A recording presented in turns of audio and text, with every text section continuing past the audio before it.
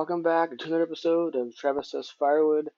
Something new, something unique I'm going to try today. I'm going to show you how I attempted to load the Spitfire 1165V onto a utility trailer. And I'll share more about that later, about why. But this is my first take. My take two trying to do this. I'm using, I believe, a cambrel and pulley hoist that does not have the attached hook on it type thing. They believe this is from either Amazon or Harbor Freight. I'm borrowing my dad's because I can't find mine that I bought for this purpose. Now I've used the same system more or less when I had to a few episodes ago, like last year or so. I used the same system, same trailer, more or less, to get my champion splitter onto the same exact trailer by myself, alone, no other help. Now, and I wanted to do something similar for the Spitfire because I have an idea, and we'll see how this goes. But this is my first take, so no judgment. See if I can do this by myself. Just trying to figure it out. Now, I'm open to suggestions on how to do this, so don't bite my head off.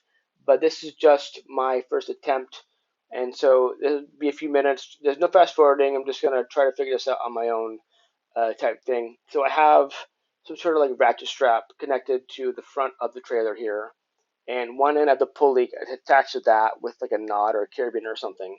And now I'm trying to attach the other end of the pulley system to the front of the caster wheel. Now I only have three wheels. I have the main two wheels in the back and the caster wheel with the handle in the front to be able to steer it and move up the ramp. I had a piece of plywood that I was going to try to roll up onto the trailer, but I figured that was going to be kind of flimsy, not very stout. So I think I opted for. I think you see three ramps, one for each wheel, and so I'm hoping that would work on this. And I'm not trying to figure out how to attach or pull it. So you see, I'm trying to figure out the pulley system. The whole pulley, the ropes are all twisted, not really working very well. I'm trying to pull on it, and the splitter is kind of moving. So I'm getting some movement here, and trying to figure this out, trying to figure this out. But I'll stop talking for a minute, and I'll let you kind of see and judge and laugh to yourself, kind of snicker about how I'm struggling with this whole process. But this is my first take, no judgment. But we'll do a take two in a second.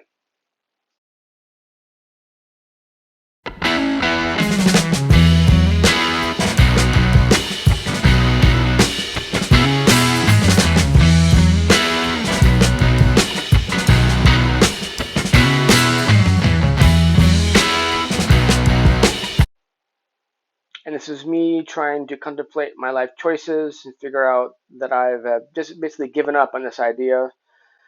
And I stand up, take my phone out of my back pocket, and take a few pictures that you saw in a post, I think last week or so, of what in the holy crap is Travis doing.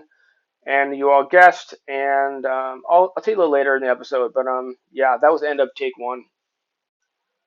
And now we have take two, trying to figure out second time to get the splitter onto the trailer.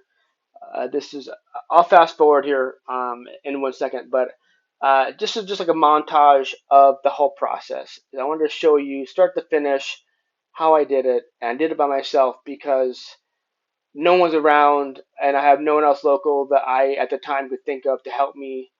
Maybe I have one or two people that who I could have called, but I really want to do this by myself and try to figure it out by myself while being safe of myself as well as being safe with equipment because I really do not want to tip over my splitter. So let's fast forward and I'll show you from at least a little bit now. I have music in here, but to see how I did this by myself. So I'll get back in a second, but until now, then enjoy.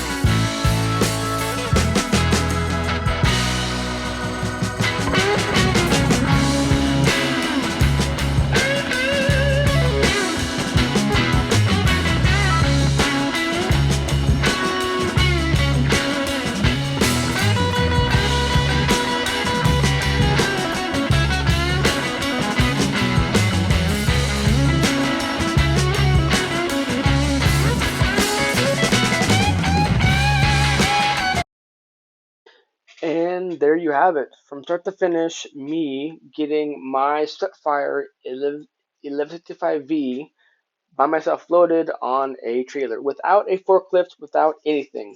So, yeah, one man can do it. It was kind of shady, showing you from start to finish how I did it, mistakes that I made, things that I tried, trying to make sure that if the winch failed, that it was secure onto a strap so it wouldn't roll backwards. My main concern, so I had it winch towards as low as I can go because the machine, as you all know, is top heavy. So I was afraid that as it went up the ramp, that it would kick backwards. So I was holding on to the caster wheel handle for dear life at some point, especially when I got to the very crest, very top of the ramp to the top of trailer floorboards to make sure that it won't tip over. So yeah, I'm using a drill powered winch.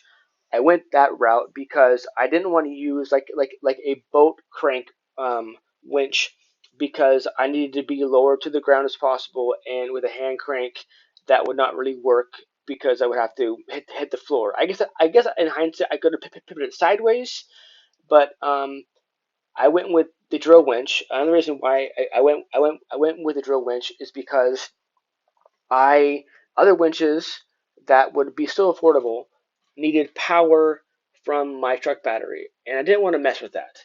Or one that would be I could plug it into something, but they have to bring my power box, my bank, like my electric generator.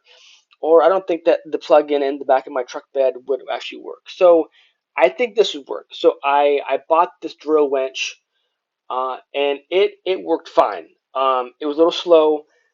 You saw me using the snatch block there. That was useless. That was not needed at all. I don't think it actually even moved. So when I put it back on later on to load it back on the machine, I don't think I even used that thing. But yeah, to start to finish, my trial and error. Um, what would you do differently? What would you do better? I want to know your thoughts down below. But this is my example of loading a splitter, or at least my splitter, onto a trailer by myself, and it was a success. So anyway, thank you for tuning in. I appreciate it. Uh, and remember, life is too short to be a prick, so be kind to another. Rock and roll. Stay safe. You can. Cheers.